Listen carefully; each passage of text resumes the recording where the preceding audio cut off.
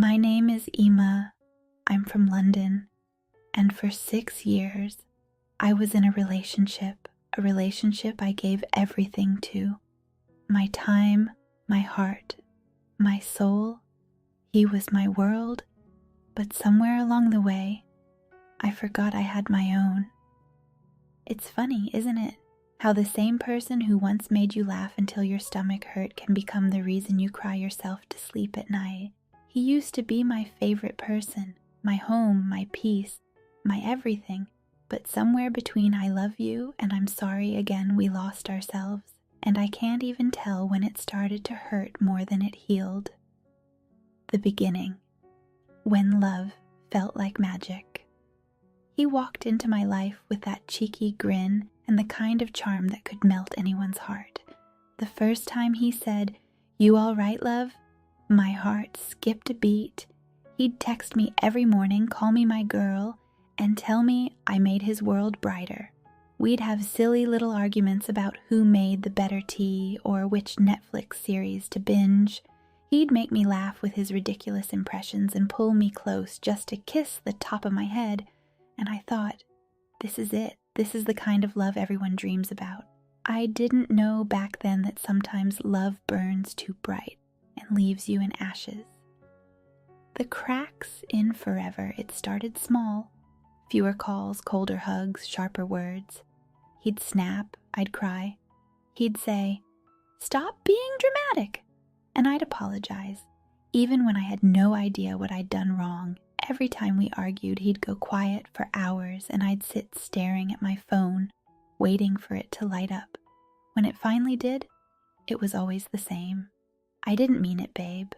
You know I love you," and I believed him every single time. Because when you love someone, you keep hoping they'll remember how to love you properly again.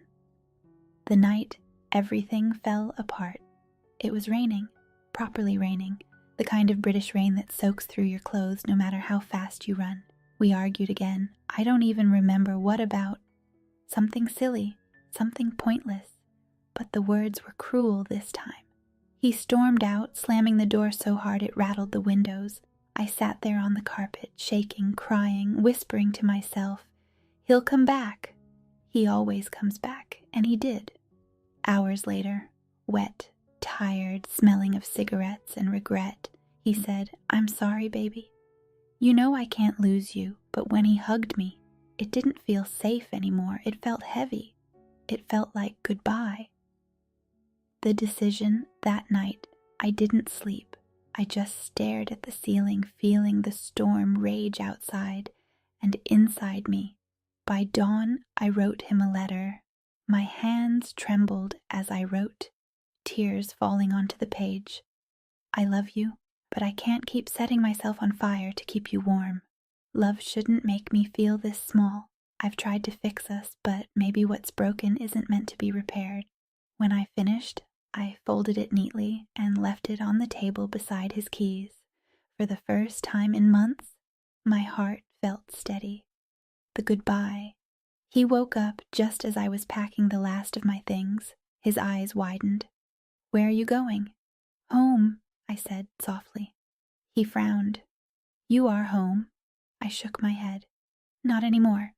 Home shouldn't hurt this much." He laughed nervously. "You always say you'll leave, but you never do." I looked at him, really looked, and realized he still didn't believe I had the strength. So I picked up my bag and said, "Then watch me." He stepped closer, voice breaking. "Please don't go." "I'll change. I promise." I smiled sadly. "You've promised before."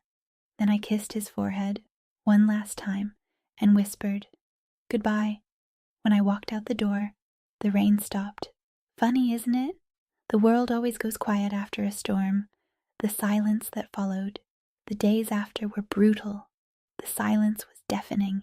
No calls, no messages, no "I miss you." Every corner of my flat reminded me of him, the coffee mug he left behind, the jumper that still smelled like his cologne. But slowly, the ache began to fade. I started taking walks again, drinking tea in peace, smiling at strangers. I laughed, properly laughed. One day, when my friend told a stupid joke and it hit me, I hadn't laughed like that in ages, and for the first time, I realized how heavy I'd been carrying someone who was never meant to stay. The message. 2 months later, late at night, my phone buzzed. His name lit up the screen. I miss you. I can't move on. Please come back. My heart tightened, not from longing, but from the ghost of what used to be.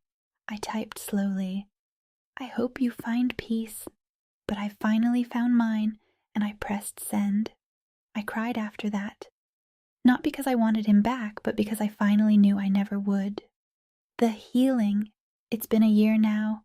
I still think of him sometimes. In the way you remember an old song you used to love but can't listen to anymore. He was my lesson. A lesson in loving too hard, forgiving too easily, and learning to walk away with grace. Now my laughter comes easier. My nights are quieter. My heart lighter. Because I've learned that real love doesn't make you question your worth. It makes you feel seen. It makes you feel safe. And I will never again mistake chaos for passion. The ending and a beginning. Sometimes I finally chose myself. I let him go, even though my heart begged me not to, because sometimes the most painful goodbye is the one that sets you free. Tell me your story, because sometimes we heal by listening to each other. Thank you for watching. Stay strong. Keep loving yourself. Please subscribe, share, and leave a comment below.